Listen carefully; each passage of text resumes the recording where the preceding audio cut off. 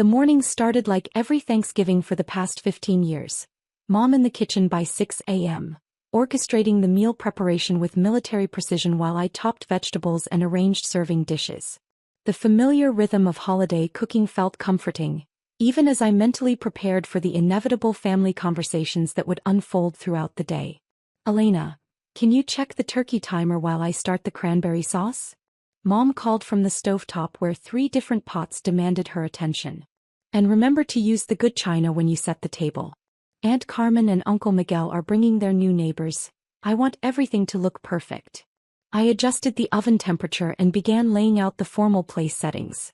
Mom had been planning this Thanksgiving for weeks, excited to host extended family she hadn't seen since last Christmas. The guest list had grown to include several relatives visiting from Phoenix, plus some family friends who'd become part of our holiday tradition over the years. "I'm so glad everyone can make it this year," Mom continued, stirring the cranberry mixture. "It's been too long since we've had a proper family gathering. Carmen mentioned her neighbors are looking to move to our area. Apparently they're quite successful and interested in the local real estate market." The doorbell rang at precisely noon, and soon our modest living room filled with the warm chaos of family arrivals. Hugs, exclamations over how much the children had grown, and the ceremonial passing of homemade desserts created the familiar symphony of holiday gatherings. I helped hang coats and directed people toward the appetizers Mom had arranged in the dining room. Aunt Carmen arrived with her husband and a well-dressed couple in their 50s, the neighbor's mom had mentioned. "Everyone, I'd like you to meet Richard and Patricia Hammond," Carmen announced. They just moved here from Denver where Richard had a very successful medical practice. Richard shook hands around the room with the confident demeanor of someone accustomed to social gatherings. "Thank you for including us in your family celebration. Carmen has told us wonderful things about your community here. We're exploring the area for investment opportunities," Patricia added, accepting a glass of wine from Mom. "The real estate market here seems quite robust compared to what we left behind in Colorado." As we settled into pre-dinner conversation, the topics naturally gravitated toward careers, recent achievements and local developments. Uncle Miguel shared updates about his accounting practice's expansion, while cousin Sandra described her recent promotion to regional sales manager at her pharmaceutical company. Mom beamed with pride as she facilitated introductions and highlighted family accomplishments. "Miguel just hired 2 new associates this year," she explained to the Hammonds. "And Sandra's territory now covers 3 states. She travels constantly but loves the challenge." The conversation turned to real estate when Richard mentioned their search for a permanent residence. "We're looking at several neighborhoods, but the selection of quality properties seems limited. We're particularly interested in something with more space and privacy than typical suburban developments offer." "The market here has definitely tightened up," Uncle Miguel agreed.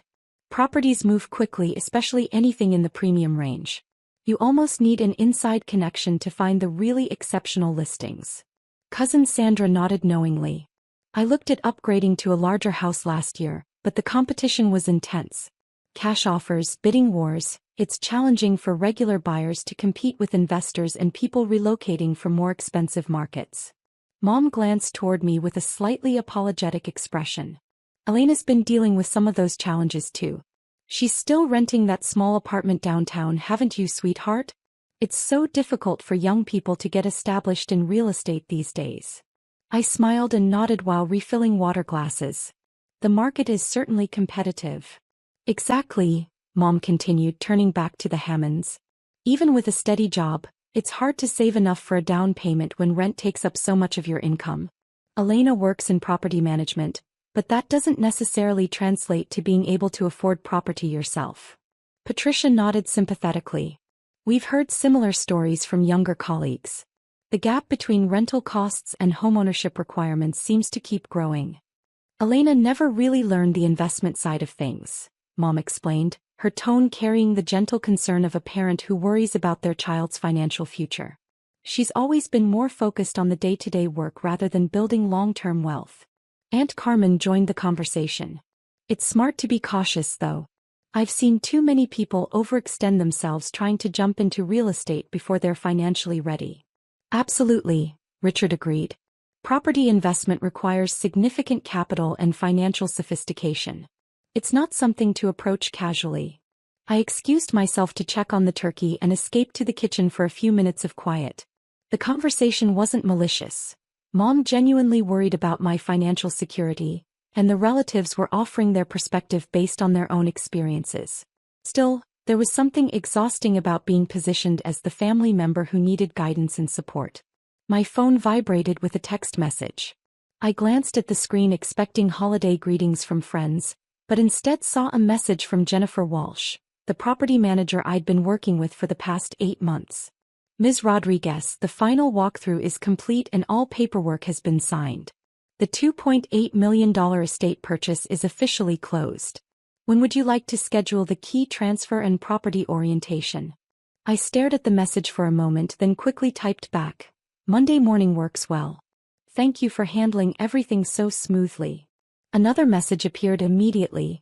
Congratulations on an exceptional acquisition. The estate is truly magnificent. Should I proceed with arranging the interior designer consultations you mentioned? Yes, please coordinate with the 3 firms we discussed. I'd like to see preliminary proposals by the end of next week. I slipped the phone back into my pocket and returned to the living room where the conversation had shifted to holiday travel plans and local restaurant recommendations. Mom caught my eye and smiled warmly, clearly pleased that the family gathering was proceeding smoothly.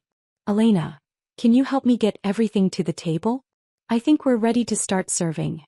The next hour was devoted to the elaborate ritual of Thanksgiving dinner. Passing dishes, sharing gratitude and catching up on family news. The Hammonds proved to be engaging guests, asking thoughtful questions about local culture and sharing amusing stories from their relocation experience. During dessert, Richard returned to the topic of real estate. We've been working with several agents, but we're finding that the best properties seem to sell before they're even officially listed. There must be some network of serious buyers who get early access to premium listings. Uncle Miguel nodded. That's definitely true for high-end properties. The really exceptional estates often change hands through private sales or investor networks rather than traditional listings. We're looking in the $2.50 to $3 million range, Patricia explained. Something with character and privacy, ideally with some acreage. We found a beautiful estate last month, Spanish colonial architecture, mature landscaping, incredible mountain views, but it sold within days of coming on the market. Sandra leaned forward with interest. That sounds like the property that was featured in the lifestyle section of the newspaper a few weeks ago. Wasn't it that restored 1920s estate with the original tile work and courtyard gardens? Exactly. The listing description mentioned hand-painted ceiling beams and a wine cellar that was added during a renovation in the 1990s. It was absolutely perfect for what we're looking for. Mom looked puzzled. How much did you say properties like that cost? This particular one was listed at $2.8 million, Richard replied. Which is actually reasonable for that level of quality and location. In Denver, comparable properties were running $4 million or more. $2.8 million, Mom repeated slowly. I had no idea houses could cost that much around here. Patricia laughed gently. It's definitely an investment, but when you find the right property, the value tends to appreciate steadily. Real estate at that level is really about lifestyle and long-term wealth building. That's fascinating, Aunt Carmen said. I can't even imagine having that kind of money available for a house purchase. My phone buzzed again. This time the text was from my financial advisor. Elena, the wire transfer for the estate purchase has been confirmed. Your investment portfolio rebalancing is complete as well. Excellent timing on liquidating those tech stocks before the market dip. I shifted the phone to silent mode and focused on clearing dessert plates while the conversation continued around themes of luxury real estate and investment strategies. The buyers must have been incredibly well prepared financially, Sandra mused. Cash offers in that price range require serious liquidity. Probably investors or executives relocating from more expensive markets, Uncle Miguel suggested. People with established wealth who can move quickly when they find what they want. Richard nodded. Our agent mentioned that the buyers were represented by a high-end property management firm rather than working directly with a traditional realtor. That usually indicates sophisticated investors who understand the commercial aspects of luxury real estate. Mom looked thoughtful. Elena, Your company works with expensive properties sometimes, doesn't it? Do you ever see sales in that price range? Occasionally, I replied. The luxury market operates differently from typical residential sales. It must be interesting to see how the other half lives, Patricia commented. Even if you're just managing the properties professionally, being inside those homes must give you a perspective on what true wealth looks like. The architecture and craftsmanship are usually exceptional, I agreed. Mom turned to the Hammonds with renewed sympathy. I hope you find something suitable soon. It sounds like a very competitive market at that level. We're not giving up, Richard assured her. The right property will come along eventually. In the meantime, we're learning a lot about the local market and making connections with people who understand the area. As the afternoon progressed, the gathering naturally divided into smaller conversation groups. Some relatives gravitated toward the living room to watch football, while others remained at the dining table sharing family stories and catching up on personal news. I was refilling coffee cups when my phone rang. The caller ID showed Jennifer Walsh's number, and I stepped into Mom's home office to take the call privately. Elena, I'm so sorry to bother you on Thanksgiving, but I wanted to personally congratulate you on the estate purchase. It's an absolutely stunning property. Thank you, Jennifer. I'm excited to finally have the keys. I also wanted to mention that I've already received 3 inquiries about the property from other potential buyers. Word travels fast in the luxury market. If you ever decide to sell, we could probably get significantly more than you paid. That's good to know, though I'm planning to make it my primary residence. Of course. I just wanted you to be aware of the market interest. Also, the interior designer from Morrison & Associates can meet with you Tuesday afternoon if that works with your schedule. Perfect. I'll confirm that appointment Monday morning. When I returned to the family gathering, the conversation had shifted to holiday traditions and childhood memories. The atmosphere was warm and relaxed, with multiple conversations happening simultaneously as people settled into post-dinner contentment. Around 4 o'clock, the Hammonds began making departure preparations. Patricia approached me while gathering her purse and coat. Elena, it was such a pleasure meeting you. Your mother mentioned you work in property management. If you ever hear about exceptional properties becoming available, we'd love to be considered as potential buyers. I'll certainly keep that in mind, I replied. Richard joined us, extending his business card. We're serious buyers with excellent financing already arranged. Sometimes word-of-mouth connections lead to opportunities that never reach the public market. I accepted his card politely. I understand the market can be challenging for buyers at your level. As the Hammonds said their final goodbyes, Mom walked them to the door with promises to stay in touch and offers to help them navigate the local community. Their departure seemed to signal the end of the formal gathering, though several relatives lingered for continued conversation and leftover distribution. While Mom packed containers of turkey and sides for various family members to take home, Aunt Carmen approached me in the kitchen. Elena, I've been thinking about what the Hammonds mentioned regarding property management firms handling luxury sales. Your company must have connections to that market. We work with various property types and price ranges, I confirmed. It must be educational to see how high-end real estate transactions work. Even if you're not personally buying at that level, the professional exposure probably gives you insights into investment strategies. Uncle Miguel joined the conversation. Carmen's right, working in that industry, even on the management side, must teach you about market trends and property values. It's definitely been a learning experience, I agreed. Your mother worries about you not building equity through homeownership, Carmen continued gently. But maybe your work situation gives you opportunities to understand real estate investment from a different angle. Before I could respond, Mom returned from the front door and immediately picked up the thread of conversation. What are you all discussing in here? We were just talking about Elena's work with property management, Uncle Miguel explained, wondering if her professional experience might open doors to investment opportunities down the road. Mom nodded thoughtfully. I hope so. I just worry that renting doesn't build any long-term security. Elena's always been practical about money, but sometimes being too cautious can prevent you from building real wealth.